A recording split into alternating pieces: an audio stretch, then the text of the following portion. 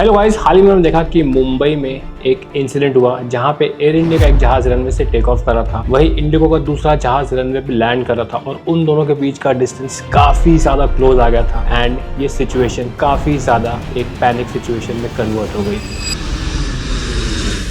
Hi guys, मेरा नाम है Gaurav Taneja. I am an airline captain. I have flown in commercial aviation India for about 10 years।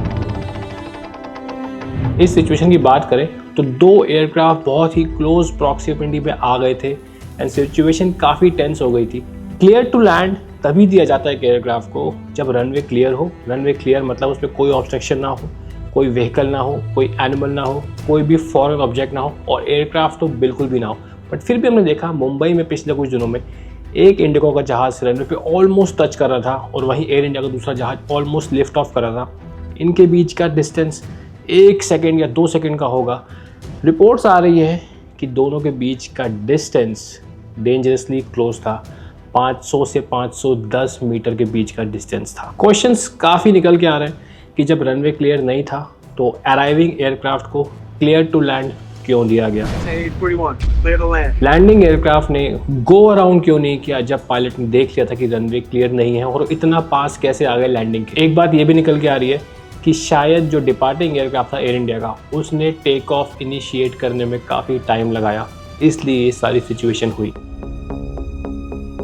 News में ऐसा सुनने को मिला है कि इंडिगो कह रही है कि उसके पायलट्स ने इंस्ट्रक्शन कंप्लाई किए थे एटीसी ने क्लियर टू लैंड कर दिया था और इसीलिए एयरक्राफ्ट ने लैंडिंग कंटिन्यू रखी। बट सवाल ये आ रहा है कि अगर आपको कोई भी इंस्ट्रक्शन दिया जाता है और पायलट को दिख रहा है कि रनवे क्लियर नहीं है, तब भी उसने लैंडिंग कंटिन्यू क्यों रखी। देखिए, आगे बढ़ने से पहले कुछ टेक्निकलिटीज डिस्कस कर लेते हैं। मुंबई का airport is one of India's busiest airport. Mumbai में 2 रनवे हैं और दोनों इंटरसेक्टिंग रनवे हैं, मतलब कि वो एक दूसरे को क्रॉस करते हैं ऐसे। तो किसी भी पॉइंट ऑफ टाइम पे सिर्फ एक ही रनवे यूज़ हो सकता है मुंबई में, और जो मुंबई का मेन रनवे है दैट इज रनवे 27 जहाँ पे ऑपरेशन चल रहे थे। देखिए, Mumbai followers something called as HIRO, high intensity runway operation. ये तब लगाते हैं जब ट्रैफिक बहुत ज़्यादा हो और आपको स्मूथ ऑपरेशंस करने हो। इससे बहुत सारे फ़ायदे होते हैं। ज़्यादा अराइवल्स और डिपार्चर्स एक एयरपोर्ट ले सकता है, पैसेंजर्स को आसानी होती है, डिलेज कम हो जाते हैं और पूरा सिस्टम एक एफिशिएंट वे से ऑपरेट करता है।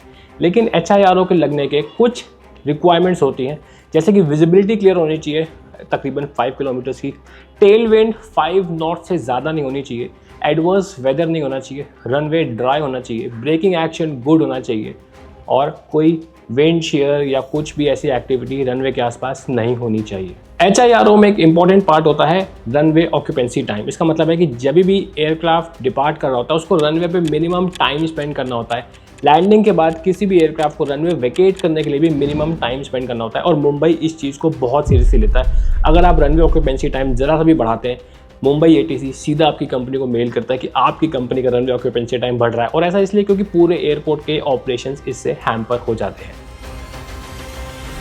इस पूरे सिनेरियो में 3 पार्टीज बनती हैं, ATC, एयरक्राफ्ट जो लैंड कर रहा था, और एयरक्राफ्ट जो डिपार्ट कर रहा था।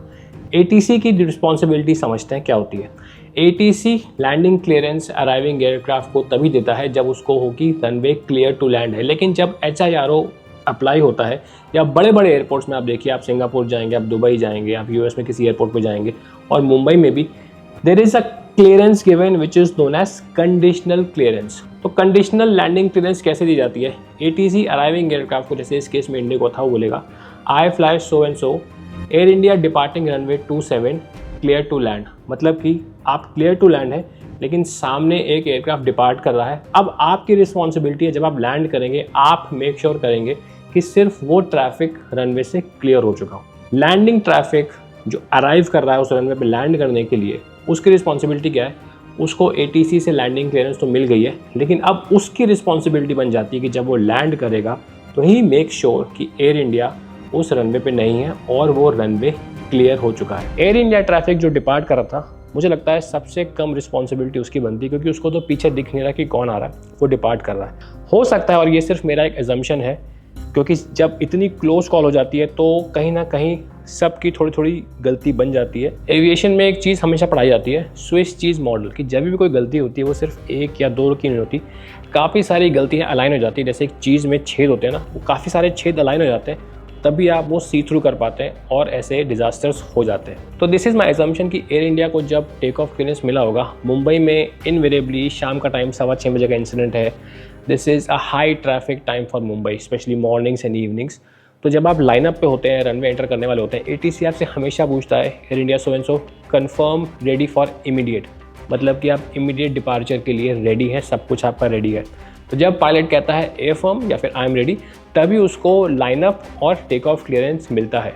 तो अगर उसको लाइनअप मिल गया है और उसने अगर टेक ऑफ में देर लगा दी है कि ही वॉज नॉट रेडी, उसके थोड़े से चेक्स बचे थे, उसको एडिशनल टाइम लग गया होगा एयर इंडिया को, and that is the reason कि ये दोनों एयरक्राफ्ट इतने क्लोज आए होंगे। लैंडिंग के बारे में एक और मैं आपको चीज़ समझा देता हूँ। बहुत लोगों को लगता है कि लैंडिंग तब होती है जब एक एयरक्राफ्ट रनवे पे आ रहा है और उसके व्हील्स रनवे पे टच होते हैं, तभी लैंडिंग होती है। ऐसा नहीं है। बुक्स में लैंडिंग तब शुरू हो जाती है once the aircraft crosses the threshold of the runway.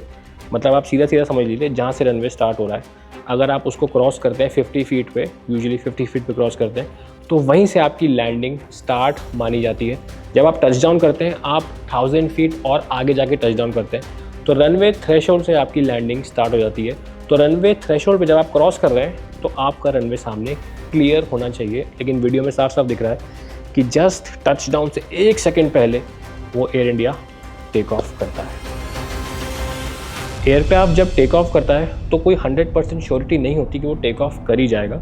अगर एयरक्राफ्ट में कुछ फेलियर हो जाता है तो पायलट टेक ऑफ को रिजेक्ट भी कर देता है। कुछ ऐसी सिचुएशंस होती हैं जो कि बहुत ही सीरियस सिचुएशन होती हैं, जब एक एयरक्राफ्ट हाई स्पीड पे भी रिजेक्ट करता है, जिसमें से कि आपका जो योक है या साइड स्टिक है वो फेल हो जाए, इंजन में फायर हो जाए, इंजन में कोई लार्ज साउंड आ जाए, वो सारी सिचुएशंस एयरक्राफ्ट की स्क्रीन पे आती हैं और वो एक रेड वार्निंग होती है और पूरे कॉकपिट में घंटियां बज जाती हैं। क्योंकि सिस्टम्स ऐसे बने होते हैं एयरक्राफ्ट के अंदर कि अगर कोई माइनर फेलियर है ना, तो एयरक्राफ्ट उसको सप्रेस कर लेता है, क्योंकि टेक ऑफ का टाइम और लैंडिंग का टाइम ऐसा क्रिटिकल होता है कि एयरक्राफ्ट खुद ही उसको एडजस्ट करता है कि नहीं, this is not a very serious situation, ये टेक ऑफ होने दो, मैं बाद को पायलट में इसके बारे में बताऊंगा, एंड इट इज सेफ कि बाद में आप टेक ऑफ कर चुके हैं, आपका वर्कलोड कम है, फिर आप उस प्रॉब्लम को सॉल्व करें और कोई दिक्कत लगती है तो दोबारा आके लैंड कर जाए। तो अगर जब इंडिगो का एयरक्राफ्ट लैंड कर रहा था, बाय चांस एयर इंडिया में कुछ भी ऐसा फेलियर आता, सीरियस फायर और स्मोक और समथिंग, और एयर इंडिया वहाँ रिजेक्ट करता,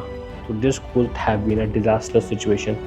पीछे वाला एयरक्राफ्ट आगे वाले में 110% घुस जाता और बहुत ही सीरियस एक एक्सीडेंट में कन्वर्ट हो सकता था। देखिए, कुछ लोग बोलेंगे कि ATC ने तो लैंडिंग क्लियरेंस दे दी थी और पायलट ने वो फॉलो किया तो सब कुछ ठीक है, लेकिन as a pilot you have the sole responsibility of the aircraft and of the passengers. अगर ATC ने आपको क्लियरेंस दे भी दी है, लेकिन आपको ऐसा लग रहा है कि सामने की सिचुएशन सही नहीं है, it could be a dangerous situation, you have all the right and the pilot has a emergency authority, वो उसको एक्सरसाइज भी कर सकते हैं कि वो गो अराउंड कर सकते हैं। और ये डिस्कस करते हैं कि कौन क्या कर सकता था। देखिए, हालांकि डिस्क्लेमर, यहाँ सीट पे बैठ के बताना बहुत आसान होता है कौन क्या कर सकता था, but since I have been in the cockpit seat और आपके पास वो 10-20 सेकेंड की ही विंडो होती है एक डिसीजन बनाने के लिए, तो वो जो भी पायलट उस सीट में डिसीजन लेता है, I think that is the best decision. ATC ने क्लियरेंस दे दी, लेकिन अगर उसको दिख रहा है कि वो टेक ऑफ नहीं कर पाएगा आगे वाला aircraft, ATC could have cancelled the landing clearance of the landing aircraft. तो उसने नहीं किया, ठीक है। दूसरा, जब इंडिगो का जहाज पीछे से आ रहा था, उसको लगा कि यार जब तक मैं थ्रेशोल्ड क्रॉस करूंगा रनवे की, सामने वाला जहाज टेक ऑफ नहीं कर पाएगा, इंडिगो को टेक ऑफ कर जाना चाहिए था। वीडियो में जो हमें दिख रहा है कि दोनों एकदम पास आ गए, उस समय तो टेक ऑफ करने का सेंस नहीं बनता। अगर आप इतनी पास आ गए हैं तो आई थिंक जो डिसीजन लिया पायलट ने, वो उसने सही डिसीजन लिया कि वो लैंड कर गया, क्योंकि एयर इंडिया का टेक ऑफ हो चुका था और उस पॉइंट पे अगर इतनी लेट आके इंडिगो गो अराउंड करता तो बेसिकली एक के पीछे एक दोनों हवा में जा रहे होते और वो तो और ज़्यादा सीरियस सिचुएशन हो जाती। मैंने खुद ने बहुत बार लैंड किया है मुंबई में और दुबई में, कंडीशनल क्लियरेंस मिलती है हमें। जब क्लियर टू लैंड सिग्नल मिल जाता है ATC से, तब भी हम देखते हैं कि या तो सामने वाला लैंडिंग एयरक्राफ्ट अभी रनवे पे है, वेकेट कर रहा है, या रनवे पे दूसरा एयरक्राफ्ट है जिसको टेक ऑफ क्लियरेंस मिली, वो टेक ऑफ कर रहा है। बट इतना क्लोज हम कभी नहीं आए जितना इस वीडियो में हमें दिख रहा है। फाइनल कंक्लूजन, कौन क्या कर सकता था?